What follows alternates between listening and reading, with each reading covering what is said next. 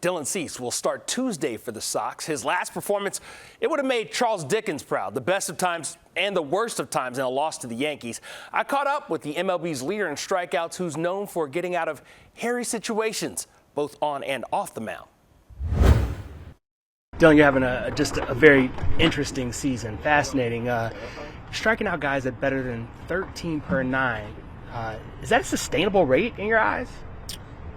I mean, it's hard to predict the future. I was pretty close last year at 12, so potentially, but that's not my biggest focus. My biggest focus is just executing, and whatever that leads to.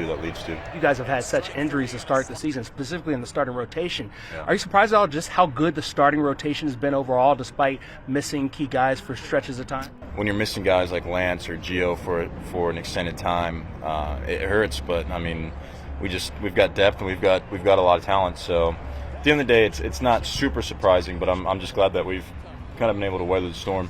And this is season 4 for you, so I have to ask, personally, what type of achievements are you looking individually? Obviously, you want to always improve on what you've done last season, and you're well on your way with where you are, especially specifically with the strikeouts. Yeah, I mean, the biggest thing is I just want to give the team a chance to win every time. Make all my starts. I don't want to miss any starts.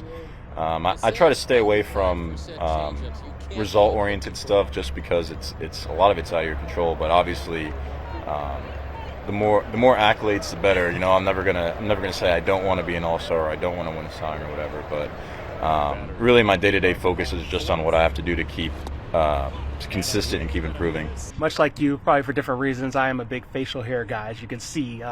You're not afraid to just push it to the limit. How long did it take you to get used to the idea of having a mustache, like when you see yourself in the mirror? Yeah, I had a pencil thin mustache this off season, but it wasn't quite doing it. And then I kind of just shaved that and grew a beard, and then shaved that to a mustache. And I FaceTimed my agent, and he just started laughing. So we kind of just decided from there, like, all right, I'm going to let this ride, and then here we are. So it's funny how controversial it is when this was the thing. Like, everybody wore this like 30 years ago. You know, that was 30 years ago. It's been fun. Of your teammates, friends, family, who roasts you the most, who gives you the hardest time? I mean, I'm sure you get a lot of bad jokes and puns. About the mustache? Yes, I must ask you a question. I mean, Liam's not afraid to mess around about it, but I mean, honestly, for the most part, I mean, nobody's really been too savage with it. So it's actually gotten more positive feedback than I ever thought it would.